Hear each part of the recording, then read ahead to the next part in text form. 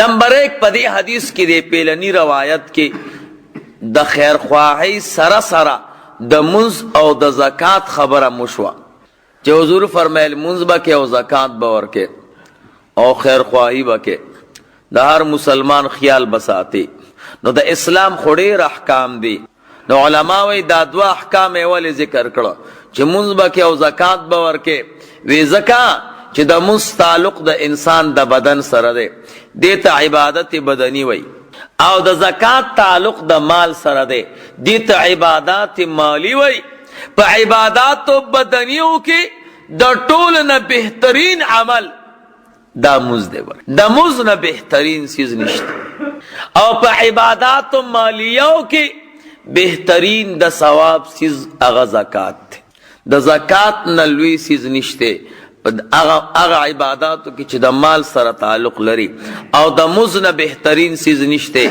پا اغا عباداتو کی چی دا بدن سره تعلق لري گورا روجه چی دا دام عبادت تے دا بدن سره تعلق لري او دسم عبادت تے دا بدن سره تعلق لري دا یو مسلمان امداد کے دا اغا خدمت کے دا ټول دا بدن سره تعلق لري جماعت کے کار کے لار کے کار کے خو پا دے ټول اعمالو کے من سردار دے گورے موس چې بیا کوم مرتبه لري بیا دا نور اعمال هغې ته نه رسي نو سړی به د موس خیال ساتي او دلته ګوره اقامت الصلات راغی موس به قایمه او تاسو ته پیله ما د دې ترجمه کړې ده چې اقامت الصلات څه ته وایي 3-4 ترجمې مې تاسو ته کړي رکوع د هغې د رکوع د سجدې خیال ساتل او د خشوع او د خضوع خیال ساتل دې ته اقامت الصلات او دغه رنګې زکات عبادت بدنی سره تعلق لري ګوره سړی قسم مخري نو کفاره به ورکوي د پیسو یا د روجې نو پیسو کفاره داسې د عبادت ته خو د مال سره تعلق دغه رنګې روجه دي وخوړه کفاره ورکوي او دغه رنګې حج کې نو دا یو بهترین عمل سرسایه ورکوي خو په دې تمامو بدني مالی عباداتو کې چې څومره مرتبه بیا د زکات ته نه ګورې د یو عبادت هم نه نو دا دواړه عبادات نبی علیہ السلام ذکر کړه چې زما امتیان دې ته متوجی شي ګوره چې موز به خامخا کوي او زکات به خامخا ورکوي موږ او تاسو الحمدلله روجې ښه نیسو روجې اکثر مسلمانان نیسي ګوره خو موز نه کوي روجې نیسو ښه په پابندۍ باندې ډېر کم مسلمانان دي بدبخته چې هغه په روجه کې هم چې دی هغه خوراک کوي لیکن موز څوک کوي نه ګورئ منزگزار کم دی او روجتیان سیوا دی حالان که د موز مرتبه د روجی نه سو چند او چته د ګوره نو موز ته خیال کوي چې الله پاک مونږ او تاسو نه مونږ ضایع نه کړي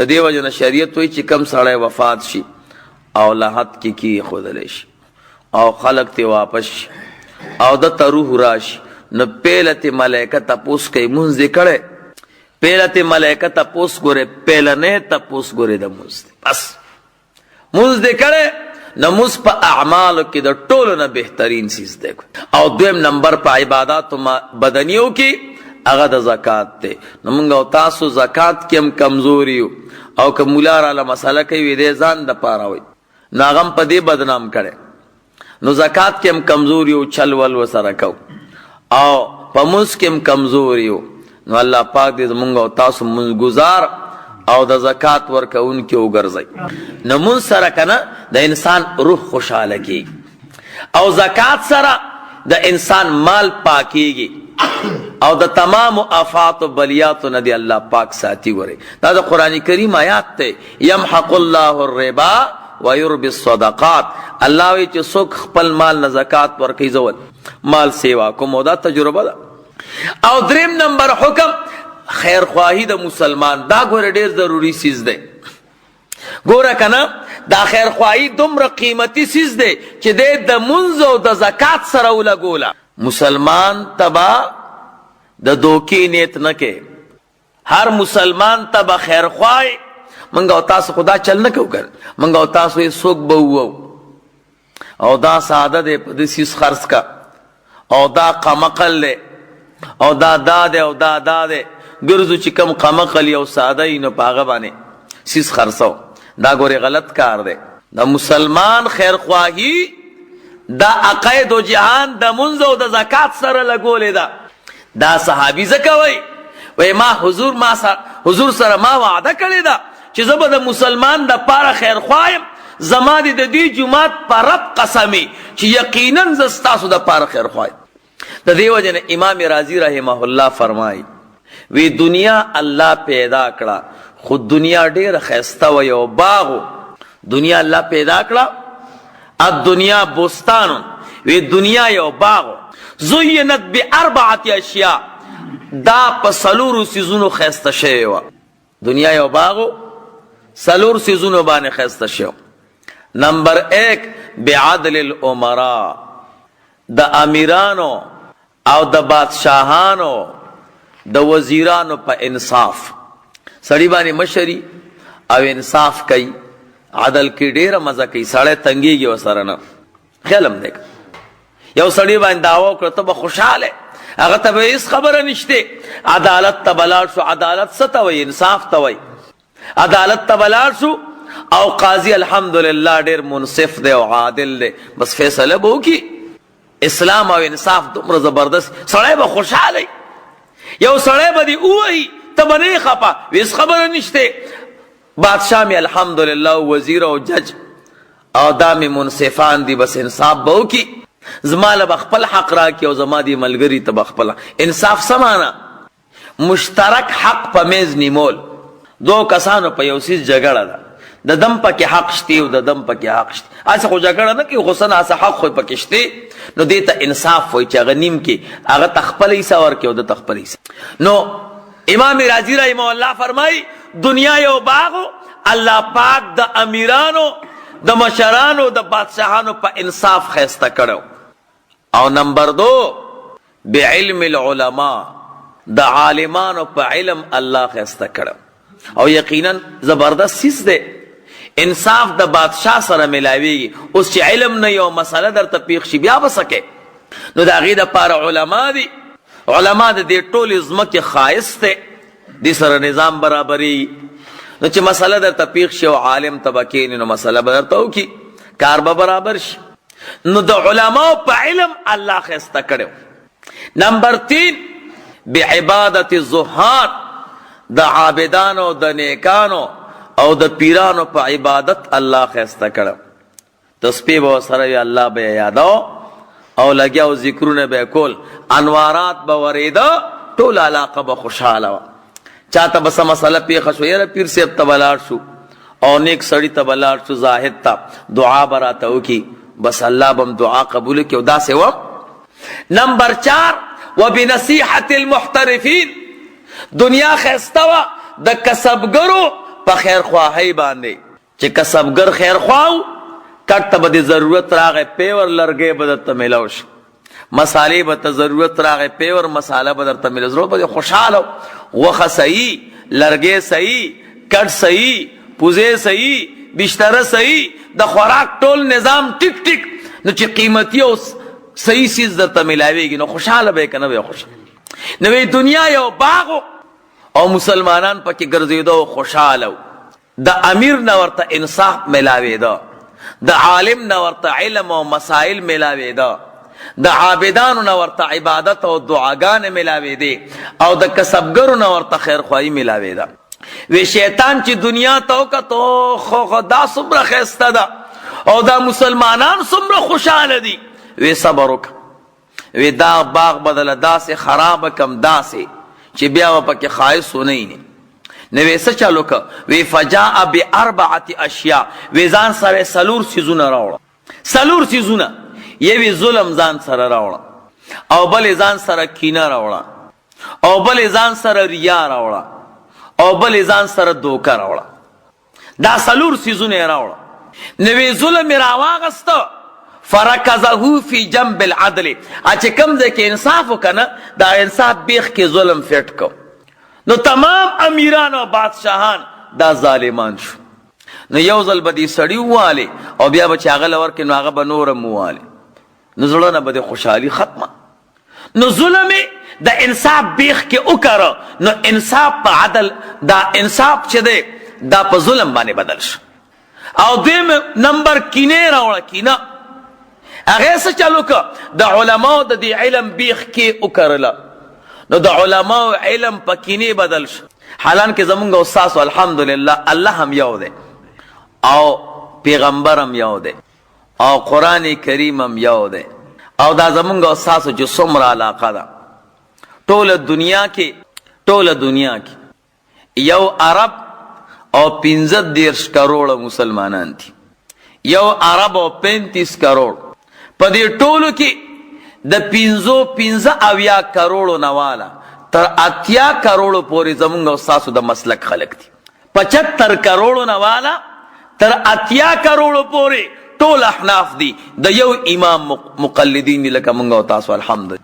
15 کروڑ پکې شوافی دي او 15 کروڑ پکې مالکیان دي. 1.5 کروڑ د 1 کروڑ نواله تر 1.5 کروڑ پورې پکې حنابلة دي. نو زیات پکې زمونږ استاسو د مسلک خلق دي او دا نور پکې دا نور گند بلا دي اړیر کم دي. نو ګورئ زمونږ استاسو الله هم یو دی، زمونږ استاسو پیغمبر هم یو دی، زمونږ استاسو قرآن هم یو دی، زمونږ استاسو امام هم یو دی. او چې یو مولانا صاحب ته ورځي نو یو جواب به درکوي، چې بل مولانا صاحب ته ورځي بل جواب به درکوي، چې بل مولانا صاحب ته ورځي بل جواب درکوي. حیران بشي دا 3 واړه سیزونه 4 واړه یو دي او مسلې ډبل او تریبل ملاویږي. دا ولې د علماء په علم په دې بیخ کې کینه فټ ده، د داغه سره نه لګیږي نو داغه سره ډایرکټ سورته نه وي، داغه مسله خرابوي. دا قمقل نه پیږي. ما تاسو نه ویلي یو سړی چې کوی کې مګه پریوته و نو چې مګه پریوته و نو جمعه تراغه چې استاد به یو تاسو به ته وکم نو استاد نه اچرته تل زمارور اکثر نو هغه چرته تل نو بل جمعه تل نو هغه استاد یو دی رزخ په زمونږ استاد نه و کوی کې مګه پریوته نو اوس بسکو نو سبا کې وسو بو کې تیرو وای 15 تیرو بس او صحیح مسله ورته کړی د چې واپس راغی د جمعه استاد راغله.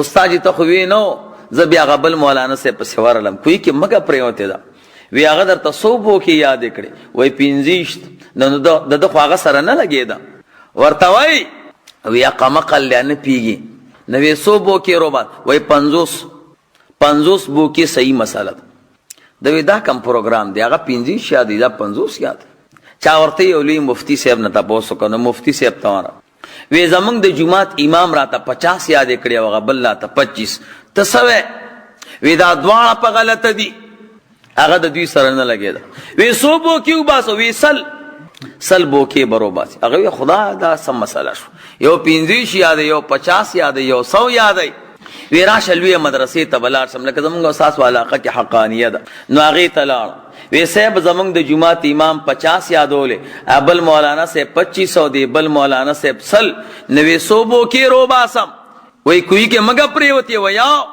وی دا کوی نه پاکیږي دا 3 واړه په غلطه دي مګه پریوتی نو څنګه پاکي نوې سوکم وی د دې کوی خواته بل کوی وکني او هغه نه بخاور راوړي او دی کوی کې باشه نو دا بټپ کې او بند به کې نو بل تازه کوی بروزی نو پاک شي وی دا ولی وی دی کوی کې د علماء اختلاف راغی او کوم مسله کې چې د علماء اختلاف یا والله کا به پاک خیالم ده نو ګوره دا مونږ کې کینه نه ګوره په لزان تا وي د علماء علم او خاص هغه مونږ په کینه باندې بدل کړو زما د سره نه لګي هغه زما سره نه لګي هغه سره نه لګي نو ذاتيات ته خصنه وي نو مسلو ته سوي نو امت کې انتشار پیدا شي. انتشار د کم ځای نه دی زمونږ استاد الله یو دی زمونږ استاد پیغمبر یو دی قرآن کریم هم یو دی د یو مذهب خلک یو نو اختلاف کم ځای نه راغی هیڅ اختلاف نشته.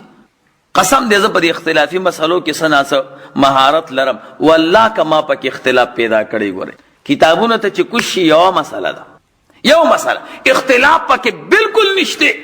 اچھا کم مخالف کتاب خی نو هغه عالم علما خوریر پاک خلق دی او خيار خلق دی چې چا کتابونه لیکلي نو هغه د موقع مناسب خبره کړي دته پورا مسله جوړه کی مثلا ته ماته ورور چیس کی زورتم چینسک نو دلته ماسو وی چینسک او بیا بل زه تسار وختي می څوک بودی چیس کی او نو یو وای چې حرام ده ځکه مولانا صاحب نه ما تاسو کو چیس کی وی نسکم ابل ورته چې حلال ده وی ځکه مولانا صاحب تموي چیس کی نو وی او نو اختلاف پیدا شو. حالانکه دا خو اختلاف نه دی چې دا ما وی زه چې نسکم نو خو اوس مسکلې ده کنه، او چې ویم چې اسکم نو خو دلته سهار وختي دی نو ما چې چرته اوس کله، نو دا اختلافي مسله شوه. اختلافي مسله خو نه ده، خو بنیاد ته کوشه یوه مسله به درته میلاوي. الله پاک دې مونږ او تاسو ټول د کینو نه بچ کړي، خراب څیز دی.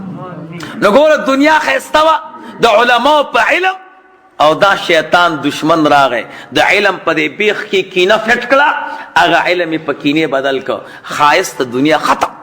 نمبر 3 دنیا ښایسته وه د نیکانو خلکو په عبادت، نیک سړي ته به راغلې او خوشحاله به شوې، دعا به یې درته وکړه. هغه ظالم ځان سره ریا راوړه او هغه عبادت کې ولا فټ کړه، نو ټول نیکان خلک اکثر هغه ریاکار شو. هغه فیض پکې نشته، هغه کمال پکې نشته، هغه څیز پکې نشته.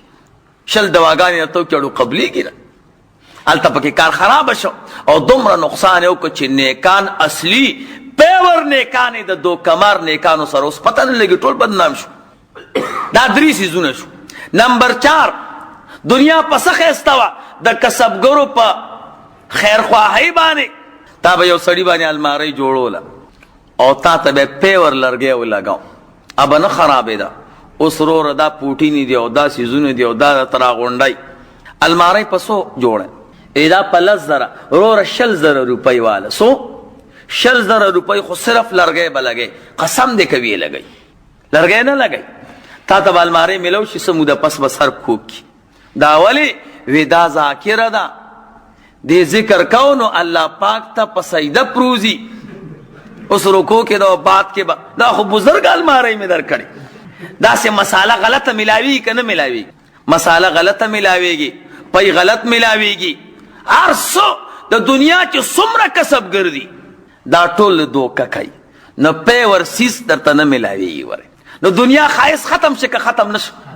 قسم دې د 100 روپو په ځای باندې 1 لاک روپۍ بازار کې ولګوه، والله که ښه څیز راوړې را به وړې پی ورسیس، قسمونه به درته خوري او وي نه. نو د دنیا هغه چې کم حسن او کم ښایست هغه ټول ختم شو. ګورې او حالان کې دا دوکه ګورې موږ بل سره نه کوو، د ځان سره دوکه کوو. یو سړی کور کې ځان ته یو توره جوړه کړې وه د لرګي توره جوړه کړې وه او هغې ته د سونې اوبه ورکړې، د سونې اوبه ښایسته. وی زمړه څوک شیخ به پې دوکه کم چې دا سونه ده. او بل سړی چې دی نو هغه یو موړوکې منګوټی راواغسته او په هغې کې چې دی نو خاشنه واچول او بره یې پې کوچ واچول او رومال سر یې وله وتړه او لاړه دواړه میلې ته. دا توري والا هم لاړه او هغه هم لاړه او توري والا توره خوځی را خوځی، هغه منګوټي والا ته خو پته وه چې دې کې خو خاشنه دي او بره کوچ دي، او ده ته خو پته وه چې لاندې لرګی دی او بره چې دی نو سونې اوبه مې ورکړي. نو هغه درته وایي کاکا توره دې څنګه راوړه؟ وی دا خرڅوم د سونې توره ده. وی یقینا یې خرڅی ویا؟ وی پسو یې خرڅی؟ وی دا ته دا کوچ پسو خرڅی؟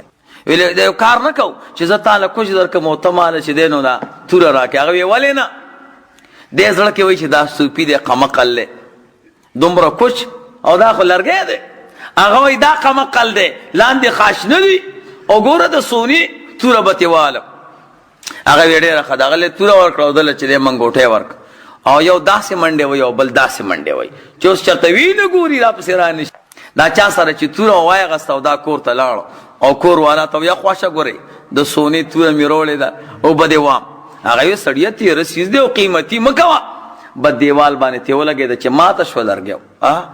وی زه غم مه کوه، ما م وله خاشنه ورکړه. او دا بل چې تلی ښځې ورته څنګه دوکه دي کام وی ډېره زبردست. وګوره یو منګوټی کوچ مې راوړه او وی شابه په دا په دې نغري کې ده چې ګرم شي او ویلي کو وخورو دواړه.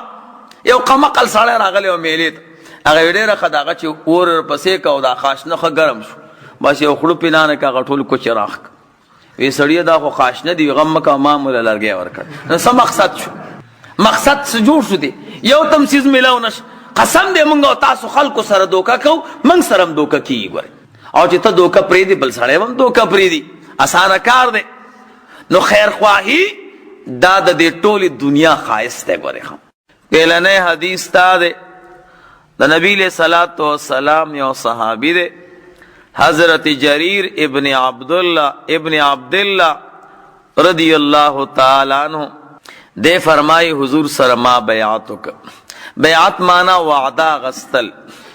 او نبی علیہ الصلوۃ والسلام بدا سے کله کله کاو چې کله به ضرورت پیښ شو نو صحابه به راغونډ کړه او هغوی نه به کلکه وعده واغسته. د ضرورت په بنا به نبی علیہ السلام د صحابو نه بیعت اغسته. نو دی فرمایي نبی علیہ الصلوۃ والسلام سره ما بیعت وکړه چې قربان زه به مونځ کوم او زکات به ورکوم او هر مسلمان د پاره به خیرخوا یم، هر مسلمان د پاره. او د دې بل حدیث مقصد دا دی د معاویه رضی الله تعالی عنہ دور خلافتو، نام د حضور صحابی دی.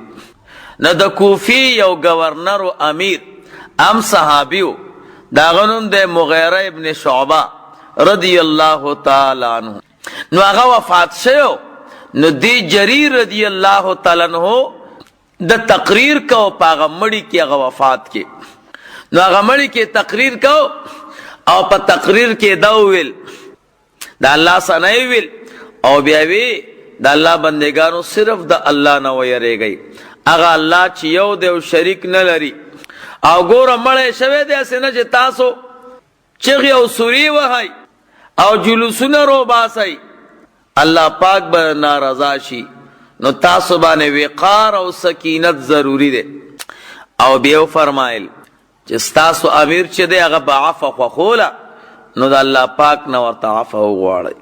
او بیا د حضور حدیث بیان چې د الله بندگانو د نبی علیہ الصلوۃ والسلام سره زما ملاقات شو. نو حضور علیہ السلام سره ما بیعت وکړه په اسلام باندې.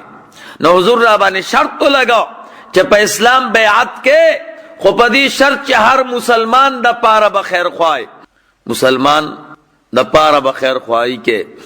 نما حضور سره په دې شرط باندې بیعت وکړه او بیا دې ناس تو خلکو ته وای زما دې د دې جماعت پر رب قسم وي چې یقینا ز ستاسو د پاره خیر خوایم. او یقینا وم داسې چې بازار کې به څه شی خرڅاو کنه نو اغستون کې ته به وی ورورا عام خلکو دا قانون دی، د عام خلکو دا قانون دی چې چا نسیس علی نو خوخی ډیر نه، زما ورته ضرورت نشته خو بس وامې غست. خو چې سیز ورکوي نو د هغې ډېر صفتونه ورته کوي، دا مې دا سیز در کو، دا مې دا در کو، دا مې دا در کو.